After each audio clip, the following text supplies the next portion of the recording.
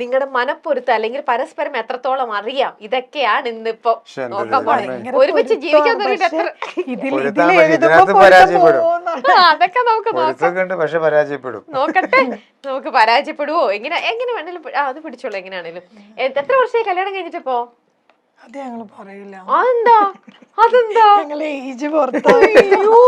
ഞാൻ കല്യാണം ദൈവം അമ്മേ ഇതിന് താഴെ ബോക്സിൽ വരുന്ന ഏജ് എന്നാണ്. ഓക്കെ, മോൾക്ക് 19 വയസ്സ്, ഞങ്ങൾക്ക് ഞങ്ങളുടെ കല്യാണം 5 വർഷം. അതാണ് കൊള്ളാവുന്ന കാര്യങ്ങള്. ഓക്കെ, അപ്പൊ എന്തായാലും കല്യാണം കഴിഞ്ഞു, പരസ്പരം നിങ്ങൾക്ക് എത്രത്തോളം മനസ്സിലായി, എന്തൊക്കെയാ നിങ്ങളുടെ അങ്ങോട്ടും ഇങ്ങോട്ടുള്ള ഇഷ്ടങ്ങളും കുറവുകളും ഒക്കെ അറിയാവോ എന്നറിയാനുള്ള ചെറിയ ഒരു game made for each other. ഒന്നും നടക്കില്ല, കോപ്പി അടിച്ചു കഴിഞ്ഞാൽ അപ്പൊ പനിഷ്മെന്റ് ആണ്. പിന്നെ ബാക്ക് ടു ബാക്ക് പനിഷ്മെന്റ് ഒരു തരത്തിലും നിങ്ങൾ തമ്മിൽ ചേരുന്നില്ല എന്നുണ്ടെങ്കിൽ പനിഷ്മെന്റ് വേറെ ഉണ്ടാവും. കറക്റ്റ് ആൻസർ പറഞ്ഞു കഴിഞ്ഞാൽ നിങ്ങൾക്ക് ദേ നല്ല ഫ്രഷ് നല്ല രാപ്പിളുണ്ട്, ഇത് നമ്മൾ കട്ട് ചെയ്ത് കൊടുക്കുക അല്ലെ, കത്തിയൊക്കെ ഉണ്ട്, നിങ്ങളെ കൊണ്ട് കഴിപ്പിച്ചിട്ടേ വിടുള്ളൂ. ഓക്കെ, അപ്പോൾ ശരി, നമുക്ക് നോക്കാം. ഫസ്റ്റ് ചോദ്യം നോക്കരുത്, പരസ്പരം അങ്ങോട്ടും ഇങ്ങോട്ടും. നവാസിക്ക ഒരു ദിവസം ഏറ്റവും കൂടുതൽ തവണ ഉപയോഗിക്കുന്ന ഒരു മലയാള വാക്ക് അതെന്തായിരിക്കും? പറയരുത് കേട്ടോ, ക്ലൂ ഒന്നും കൊടുക്കരുത്. നവാസിക്ക ഒരു ദിവസം ഏറ്റവും കൂടുതൽ യൂസ് ചെയ്യുന്ന ഒരു മലയാളം വാക്ക് അതെന്താണ്? മലയാളം വാക്ക് നമ്മൾ സംസാരിച്ചോണ്ടിരിക്കല്ലേ അതിന്റെ ഇടയ്ക്ക്. അല്ല, എന്നാലും ചിലർക്കുണ്ട് ഒരു റിപ്പീറ്റ് ചെയ്ത് സംസാരത്തിൽ ഏറ്റവും കൂടുതൽ പറയുന്ന ചില ആൾക്കാർക്കുണ്ട് അങ്ങനെ ഒന്ന്. അങ്ങനെ നവാസ്കാക്കില്ല, പക്ഷെ ഏറ്റവും കൂടുതൽ യൂസ് ചെയ്യുന്നത് പറയണ്ട എഴുതിയാ മതി. ക്ലൂ ഒന്നും വേണ്ട, അങ്ങ് എഴുതുക. നോക്കട്ടെ രണ്ടുപേരും കറക്റ്റ് ആയിട്ടാണ് എഴുതുന്നത്. പറയുന്ന വാക്കല്ലേ? അത് തന്നെ. നമ്മൾ സാധാരണ സംസാരിക്കുമ്പോ ചില ആൾക്കാർക്കുണ്ട് ഫ്രീക്വന്റ് ആയിട്ട് ഒരേ ഒരു സാധനം എന്ത് സംസാരിച്ചാലും അവര് പറയുന്നുണ്ടോ? ഇല്ല. എന്നാലും എന്തെങ്കിലും ഒന്ന് എഴുത്. നമുക്ക് പനിഷ്മെന്റ് ഉണ്ടെന്ന് വിഷമിക്കേണ്ട, നമുക്ക് തുടങ്ങുമ്പോ തന്നെ പനിഷ്മെന്റിലേക്ക് പോവാം. അത്രേ ഉള്ളൂ. റെഡി? ഓക്കെ, രണ്ടുപേരും ടേൺ ചെയ്തോ, നമുക്ക് നോക്കാം എന്താണ് ആൻസർ എഴുതിയിരിക്കുന്നത്. ഒന്നുമില്ലെന്ന് ഫ്രീക്വന്റ് ആയിട്ട് അങ്ങനെ ഉപയോഗിക്കാറില്ല. ഇതെന്താ എഴുതി വെച്ചിരിക്കുന്നത്? ഒന്ന് ആലോചിച്ച് നോക്കൂ. ആണോ? നോക്കിയേ, ഒന്ന് ആലോചിച്ച് നോക്കി. അങ്ങനെ പറയാറുണ്ടോ? അങ്ങനെ ഒരു സംഭവമില്ല. എനിക്ക് തിരിച്ചായിരുന്നു ക്വസ്റ്റനെങ്കിൽ ചിലപ്പോ എന്താ ഫ്രീക്വന്റ് ആയിട്ട് യൂസ് ചെയ്യുന്നത്? അതെന്താ ഞാൻ ഓർക്കാൻ കാരണം അറിയാം, ഞാനിങ്ങനെ ചില സിറ്റുവേഷനിൽ ഇപ്പൊ പിള്ളേരെന്തെങ്കിലും കാര്യങ്ങളും മറ്റേ സംഭവം ഒന്ന് ആലോചിച്ച് നോക്കി എന്ന് പറയല്ലോ, അത് കഴിഞ്ഞ് കല്യാണം കഴിഞ്ഞ് കുറെ നാൾ ഇത് തിരിച്ചിങ്ങനെ അടിക്കാൻ തുടങ്ങി. ഒന്ന് ആലോചിച്ച് നോക്കിയത് അത് നമ്മുടേന്നുള്ള ചില സാധനങ്ങൾ അങ്ങനെ കിട്ടും. അത് ശരിയാ, ചില ആൾക്കാർക്കുണ്ട്. ചില ആൾക്കാർക്ക് ഓക്കെ എന്ത് പറഞ്ഞാലും ഓക്കെ ഓക്കെ ഓക്കെ. ചിലർ മനസ്സിലായില്ലേ ഞാൻ പറയുന്ന കാര്യമാണ് കേട്ടോ. അപ്പൊ അതങ്ങനെ ചെയ്യണോട്ടോ, ചില ആൾക്കാർ ഒരുപാട് സംസാരിക്കില്ല. അപ്പൊ അതുകൊണ്ട് തന്നെ നമുക്ക് ഒരു വാക്കുകളും നമുക്കിങ്ങനെ റിപ്പീറ്റഡ് ആയിട്ട് തോന്നുന്നു, ബോറടിക്കില്ല. ഇപ്പൊ നവാസ്ക എന്ന് പറഞ്ഞല്ലോ, അതുകൊണ്ടാണ് എന്റെ മനസ്സിൽ കിടക്കുന്ന ചില സാധനം ഞാൻ പറയുമ്പോ രേനക്ക് അത് ഓർത്ത് വെക്കണം എന്നില്ല. അങ്ങനെയൊന്നും ഇല്ല. ഓക്കെ, ശരി. അപ്പൊ എന്തായാലും നമ്മൾ അങ്ങനെ യൂസ് ചെയ്യുമ്പോൾ മറ്റുള്ളവർക്കാണല്ലോ ഒരു ബോറിംഗ് ആയിട്ട് തോന്നുക. ഇപ്പൊ ശരിക്കും ഇവിടെ പനിഷ്മെന്റ് കൊടുക്കേണ്ടത് രഹനയ്ക്കായിരുന്നു. പക്ഷെ എന്റെ കയ്യിൽ നിൽക്കുന്ന പനിഷ്മെന്റ് വന്നിരിക്കുന്നത് വെച്ച് നോക്കുമ്പോ നവാസിക്ക് തന്നെ അത് ഏറ്റെടുത്തോളൂ ഭാര്യയ്ക്ക് വേണ്ടിയിട്ട്. വേറൊന്നുമല്ല, നമ്മുടെ ഈ ഷോയുടെ പേരെന്ന് പറയുന്നത് സുന്ദരി നീയും സുന്ദരം ഞാനുമാണ്. ഓക്കെ, അപ്പൊ നവാസിക്ക രഹനനെ നോക്കിയിട്ട് അതങ്ങ് പറയണം. സുന്ദരി നീയും സുന്ദരൻ ഞാനും. പാട്ട് പാടിയിട്ട് ആ പാട്ടങ്ങ് പാടിയാ പോരെ? പാട്ടങ്ങ് പാടിയാ മതി. രഹനനെ നോക്കണം കേട്ടോ. സുന്ദരി നീയും സുന്ദരൻ ഞാനും ചേർന്നിരുന്നാൾ പെരുന്നാള്. ഇത് പാടാറുണ്ട് വീട്ടിലിടയ്ക്കെങ്കിലും അല്ലേ? ഇൻസ്റ്റന്റ് ആയിട്ട് പെട്ടെന്ന് നമ്മുടെ പണി ജോലി അതല്ലേ. അപ്പൊ എല്ലാം കറക്റ്റ് ആയിട്ട് വന്നു.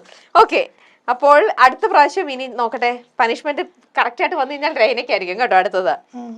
ഓക്കെ, നെക്സ്റ്റ് ചോദ്യം. രഹനയുടെ ജീവിതത്തിലെ ഏറ്റവും വലിയ ഭാഗ്യമെന്ന് സ്വയം ചിന്തിക്കുന്ന ഒരു കാര്യം. രഹനയുടെ ജീവിതത്തിലെ ഏറ്റവും വലുതെന്ന് സ്വയം ചിന്തിക്കുന്ന ഒരു കാര്യം. രണ്ടുപേരും എഴുതണം. അതെന്താണെന്ന് രഹന ഇടയ്ക്കിടയ്ക്കും പറഞ്ഞിട്ടുണ്ടാവും, അല്ലെങ്കിൽ അതെന്താണെന്നാണ് നവാസിക്ക് തോന്നുന്നത്. രഹനയുടെ ജീവിതത്തിലെ ഏറ്റവും വലിയ ഭാഗ്യം എന്ന് രഹന ചിന്തിക്കുന്ന ഒരു കാര്യം ഉണ്ടാവും. എന്റെ ഭാഗ്യാണ് എന്റെ ജീവിതത്തിൽ ഇങ്ങനെ സംഭവിച്ചതെന്നൊക്കെ നമ്മളിടയ്ക്ക് പറയില്ലേ, അതെന്തെന്നാണ്? നവാസിക്കിനെ കല്യാണം കഴിച്ചതാണോ? എന്താണ്? അതങ്ങ് എഴുതിക്കോളുക. രഹന എഴുതി കഴിഞ്ഞു രഹനയുടെ ഭാഗ്യം എന്താണെന്ന്.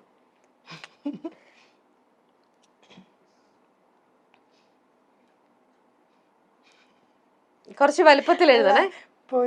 പൊരുത്തമുള്ളവര് പൊരുത്തില്ലാതെ ഇവിടെ വന്ന് പൊരുത്തില്ലാത്തവര് ഇവിടെ വന്ന് പൊരുത്തമായിട്ട് പോവും. എന്താണ് നവാസിക്ക് എഴുതിയത്? ഞങ്ങൾ ഒരുമിച്ചത്. നവാസ്ക. ആ അപ്പൊ കറക്റ്റ് തന്നെ. ഓ അപ്പൊ അങ്ങനെയാണ്. ചോദിക്കട്ടെ രഹ്നയുടെ അടുത്ത്, നവാസ്കയുടെ അടുത്ത് ഏറ്റവും ഭയങ്കര ഹൈലൈറ്റ് ആയിട്ട് തോന്നുന്ന ഒരു 3 കാര്യങ്ങൾ എന്തൊക്കെയാ ഭയങ്കര പ്ലസ് ആയിട്ട് തോന്നണേ? ഭയങ്കര പോസിറ്റീവ് എനർജിയാണ് എപ്പോഴും. പെട്ടെന്നൊന്നും ദേഷ്യമൊന്നും വരില്ല, ഭയങ്കര കൂളാണ്. അപ്പൊ വീട്ടിലെപ്പോഴും ഒരു സമാധാനപരമായ അന്തരീക്ഷം ആഗ്രഹിക്കുന്ന ഒരാളാണ്. അപ്പൊ നിങ്ങളുടെ കൂടെ പിന്നെയും ചുണ്ടി എടുക്കുന്നത് രഹ്നയാണോ? അല്ല, അത് അങ്ങനെയല്ല, അത് വരാറില്ല. അപ്പൊ അതന്നെ ഞാൻ പറഞ്ഞു. അതായത് ഞാൻ ദേഷ്യപ്പെടാതിന്റെ കാര്യം, എനിക്ക് ഒരു കാര്യം എന്റെ അടുത്തേക്ക് വരാറില്ല. കുട്ടികൾ മുഴുവൻ പോകുന്നത് എന്റെ അടുത്തേക്കാണല്ലോ. അതായത് അവർ ക്ലാസ് കഴിഞ്ഞ് വന്ന് പഠിപ്പിക്കുന്നത്, അവരുടെ മറ്റുള്ള സംഭവങ്ങള്, സ്കൂളിൽ എന്തെങ്കിലും വിഷയം അത് സോൾവ് ചെയ്യണത്, അവരെന്തെങ്കിലും ആവശ്യപ്പെട്ടു എന്നെ കൊണ്ട് ഉള്ള ആവശ്യങ്ങൾ കൈകാര്യം ചെയ്യുന്നത് എല്ലാം ആ ഇരിക്കുന്ന ആള് ഓക്കെ മക്കളെ എന്ന് പറഞ്ഞിരിക്കില്ലല്ലോ. കാരണം അവരുടെ പ്രായത്തിൽ അവരുടെ ബുദ്ധിക്ക് അനുസരിച്ച് അവര് പറയുന്ന കാര്യങ്ങൾ പറയുന്നത് അക്സെപ്റ്റ് ചെയ്യാൻ പറ്റാത്തതായിരിക്കാം. അപ്പൊ എനിക്ക് ഭയങ്കര കൂളായിട്ട്. അപ്പൊ ഇതൊന്നും ഞാൻ അറിയുന്നില്ല, ഞാൻ എന്തെങ്കിലും പെടേണ്ടതിന്റെ ആവശ്യം എന്താ? അപ്പൊ നവാസിക്ക് അങ്ങനെ ഒരുപാട് നല്ല പോസിറ്റീവ് ആയിട്ടുള്ള കാര്യങ്ങൾ പറഞ്ഞു. ഒരു മോശമായിട്ടുള്ള ഒരു കാര്യം പറഞ്ഞ നവാസിക്കയുടെ? നവാസ്ക എല്ലാ കാര്യവും അക്സെപ്റ്റ് ചെയ്യും. പിന്നെ ആരെങ്കിലും എന്തെങ്കിലും പറഞ്ഞാൽ ഇതൊന്നും ഫീൽ ചെയ്യുന്നില്ല.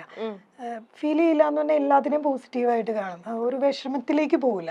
അപ്പൊ അതെനിക്കൊരു നെഗറ്റീവായിട്ടും തോന്നാറുണ്ട്, പോസിറ്റീവായിട്ടും തോന്നാറുണ്ട്. കാര്യം ചില കാര്യങ്ങൾ നമ്മൾ വിഷമിക്കണമല്ലോ, അത് അങ്ങനെയല്ല.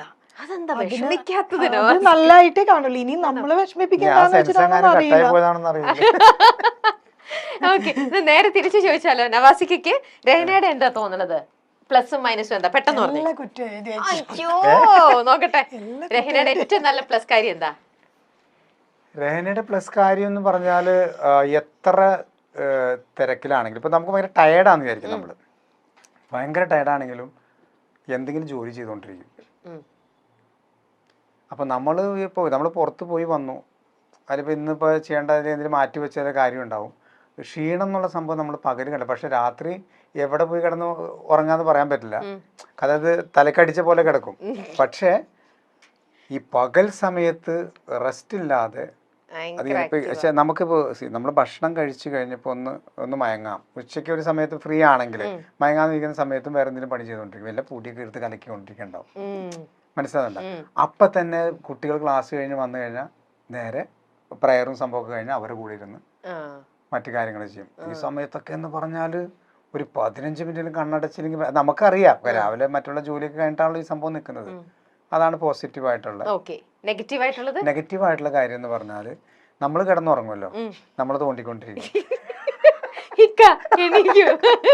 അതായത് ഞാനിങ്ങനെ അപ്പൊ എനിക്ക് ഉറക്കമത്ത് കാരണം സംസാരിക്കാൻ പറ്റില്ല, ദേഷ്യത്തിൽ അങ്ങനെ ഒന്ന് നോക്കുള്ളൂ. അതായത് മറ്റേ സംഭവം ഉണ്ടല്ല, അത് ഇതിനകത്ത് ഇത് വേറെ സാധനങ്ങൾ, അതായത് അതാണ്. എനിക്ക് ഉറക്കം ഭയങ്കര പ്രശ്നമാണ്. എന്തായാലും റെസ്റ്റ് എടുക്കില്ല, നിങ്ങളും ഉറങ്ങണ്ട. അല്ല, ഞാൻ കല്യാണത്തിന് മുമ്പും സിസ്റ്ററും എന്റെ ഉമ്മയും ഉറങ്ങും, ഉച്ച കഴിഞ്ഞാൽ കിടന്ന് അവർ രണ്ടുപേരും ഉറങ്ങും. പക്ഷെ എനിക്ക് ഉറങ്ങാൻ പറ്റില്ല. അപ്പൊ ഞാൻ ഇവരെ രണ്ടുപേരും ഇങ്ങനെ തോണ്ടിക്കൊണ്ട്, അപ്പൊ ഇവർക്ക് രണ്ടുപേർക്ക് എന്നെ ഇഷ്ടമല്ല. ഉച്ച കഴിഞ്ഞ എന്നെ കല്യാണം അവരങ്ങോട്ട് പോയി, പിന്നെ ഉച്ചക്ക് ഊണൊക്കെ കഴിഞ്ഞിട്ട് പോയി കിടക്കും. അപ്പൊ എനിക്ക് ഇതിങ്ങനെ കാണുമ്പോ ഭയങ്കര ടെൻഷൻ. ആരും കിടന്നുറങ്ങണ എനിക്ക് ഇഷ്ടമല്ല. അപ്പൊ ഞാനിങ്ങനെ പിള്ളേര് അങ്ങനെ ഓർത്ത് തന്നെ ചെയ്യണല്ല, ഭാഗമായി അത് എങ്ങനെയെങ്കിലും ചോദിക്കാനുള്ള എമർജൻസി കുറെ കാര്യങ്ങളുണ്ടാവും അല്ലേ? ഇല്ല, ഒരു കാര്യം ഉണ്ടായിട്ടല്ല, മതി ഉറങ്ങണ്ടെന്നുള്ളൊരു ഇതാ. എഴുന്നേറ്റിരി, നമുക്ക് എന്തായാലും മരിക്കുമ്പോ കിടന്ന് ഉറങ്ങാലോ ധാരാളം. ഇപ്പൊ എന്തിനാ ജീവിച്ചിരിക്കുമ്പോ എന്തെങ്കിലും ചെയ്തിട്ടുണ്ടോ? ഞാൻ കുട്ടികളും ഉറക്കം കുറവാ പകല്. പിള്ളേര് 3 പേരും രാത്രി അത് നന്നായിട്ട് പിടിച്ച് കിടത്തി ഉറങ്ങിയാലേ 3 പേരും ഒരു 11:30-12 മണി വരെയൊക്കെ ചിലപ്പോ ഡാൻസ് ഒക്കെ ചെയ്യണ്ടാവും നിന്ന്, അങ്ങനെയൊക്കെയാണ്. പക്ഷെ പകല് അവരെ കിട്ടില്ല, ഉറങ്ങാൻ. എന്റെ പോലെ തന്നെയാണ് വന്നിരിക്കുന്നത്. അച്ഛന്റെ കാര്യം ഗോവിന്ദ്, അമ്മയും മക്കളോട് ആക്റ്റീവായിട്ട് നിൽക്കുകയാണ്. ശരി, 3ാമത്തെ ചോദ്യം. നിങ്ങൾ 2 പേരും കൂടി ഏറ്റവും കൂടുതൽ തവണ അഭിപ്രായ വ്യത്യാസങ്ങൾ ഉണ്ടായിട്ടുള്ള ഒരു വിഷയം. നിങ്ങൾ തമ്മിൽ ഏറ്റവും കൂടുതൽ അഭിപ്രായ വ്യത്യാസം വഴക്കുണ്ടാക്കിയിരിക്കുന്ന ഒരു വിഷയം, അതെന്താണ്? മാറ്റർ, സബ്ജക്ട് കുറച്ച് വലുപ്പത്തിൽ എഴുതാമോ? ക്യാമറയിൽ ഇതാവുന്ന വണ്ണം. കാര്യം മാത്രം ജസ്റ്റ് ഒന്ന് എഴുതിയാൽ മതി, ബാക്കി നമുക്ക് ബ്രീഫ് ചെയ്യാം. ഉണ്ടാവും, ഏതൊരു റിലേഷനിൽ നമ്മൾ ഏറ്റവും കൂടുതൽ അങ്ങടും ഇങ്ങടും പറയുന്ന ഒരു കാര്യം ഉണ്ടാവുമല്ലോ. അയ്യോ, നിങ്ങൾ കറക്റ്റ് ആൻസർ പറഞ്ഞില്ലേ? ഇത് ആപ്പിൾ തരാം. രണ്ടാമത്തെ ആൻസർ കറക്റ്റ് ആയിരുന്നു. ഇതും കൂടെ പറഞ്ഞു കഴിഞ്ഞിട്ടാട്ടെ ആപ്പിൾ തരാം. കത്തിട്ടോ, കത്തിയണോ? അത്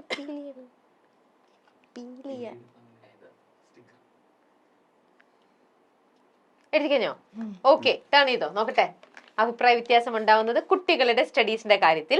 ഒരേ കാര്യം ഗ്രാമർ തെറ്റിച്ച് പറയും. എന്താണ് ഒരേ കാര്യം ഗ്രാമർ തെറ്റിച്ച് പറയുന്നത്? അതായത് ഞാനിപ്പോ ഒരു കാര്യം പറയും, അതിനെനിക്ക് അവൾ ഉദ്ദേശിച്ചിട്ടുണ്ടാവുക, പക്ഷെ പറയുന്ന ഒരു എക്സാമ്പിൾ ഇട്ട് പറഞ്ഞേക്ക, എങ്ങനെയാന്ന് നോക്കട്ടെ. നിങ്ങളുടെ കോൺവെർസേഷൻ പോലെ തന്നെ പറ. അല്ല, ഇപ്പൊ ഇത് തന്നെയാണ് സെയിം കാര്യം. ഞാനുണ്ടല്ലോ കുട്ടികളെ പഠിപ്പിക്കുകയാണെങ്കിൽ ഭയങ്കര പെർഫെക്ഷൻ ആയിട്ട് ചെയ്യും. അപ്പോ അതിനെ സപ്പോർട്ട് ചെയ്തായിരിക്കും നവാസ്ക സംസാരിക്കുക. പക്ഷെ നവാസ്കയുടെ രീതി കാണുമ്പോ വിചാരിക്കും എന്നെ സപ്പോർട്ട് ചെയ്യാതെ വേറെ തരത്തിലാണ് പോണേന്ന്. ആണോ? അല്ല, ഉദാഹരണം അത് പറയാൻ പറ്റില്ല. ഇപ്പൊ എന്തെങ്കിലും വിഷയങ്ങൾ വന്ന് പറഞ്ഞു കഴിയുമ്പോ ഞാൻ ചൂടാവും. ഇപ്പൊ അങ്ങനെ പിള്ളേരുടെ അടുത്ത് പോയിട്ട് അതെന്താണ് അങ്ങനെ സംഭവിച്ചതെന്ന് പറയുമ്പോ നീ അത് ശ്രദ്ധിക്കണ്ടേ എന്ന് പറഞ്ഞിട്ട്, അതെ ശ്രദ്ധിക്കേണ്ടതെന്ന് പറഞ്ഞാൽ നല്ല മൈൻഡിലാണ് നമ്മൾ പറയണത്. അപ്പൊ എന്നോടൊരു കാര്യം പറഞ്ഞിട്ട് അവർ ഉപദേശിക്കാനാണല്ലോ എന്റെ അടുത്ത് പറഞ്ഞേക്കണത്. മനസ്സിലാണ്ട? അതൊക്കെ എന്റെ മനസ്സിലുണ്ടെങ്കിലും എന്റെ ടോണിൽ ചിലപ്പോ ഇത് ഗ്രാമർ മാറിയിട്ട് എനിക്ക് വരും. അപ്പൊ ഞാൻ വിചാരിക്കും അത് ശരി, അവര് ചെയ്തു വെച്ച കാര്യത്തിന് എനിക്കാണോ കംപ്ലൈന്റ്. പക്ഷെ നവാസ്ക എന്റെ അടുത്ത് വഴക്ക് പറഞ്ഞിട്ട് പറയുന്ന കാര്യം അവരെ ഇരിക്കും. പക്ഷെ കുട്ടികളൊന്നും പറയില്ല. പിള്ളേരും പറയുന്ന കേൾക്കുമ്പോ വിചാരിക്കും എന്നെ പറഞ്ഞത്. അപ്പൊ നവാസ്ക പോയി കഴിയുമ്പോ കണ്ട സമാധാനമായാലും വല്ല കാര്യം ഉണ്ടോ എന്ന് പറയും ഇവരെന്റെ അടുത്ത്. അപ്പൊ എനിക്ക് ഭയങ്കര ദേഷ്യം ഒരു കാര്യം എന്താ വെച്ചാൽ ഇത്രയും ചെയ്തു വെച്ച് അത് കഴിഞ്ഞ് ഞാൻ നവാസ്ക അടുത്ത് എന്നിട്ട് ഒരു ഹിന്ദു പരിപാടിയെ കാണിച്ചു നവാസ്ക പറയും ഞാൻ നിന്നെ സപ്പോർട്ട് ചെയ്തല്ലേ സംസാരിച്ചേ. പക്ഷെ കുട്ടികൾക്കും എനിക്ക് മനസ്സിലായിട്ടില്ല അതൊരു അടവാണോന്നും അറിയാൻ പാടില്ല. ലാംഗ്വേജ് ഇവർക്ക് ആർക്കും ഒന്നും മനസ്സിലാവുന്നില്ല. എന്തായാലും മുമ്പത്തെ ഇത് ആൻസറും അപ്പൊ കറക്റ്റ് ആയിട്ട് തന്നെ കൊടുക്കാം.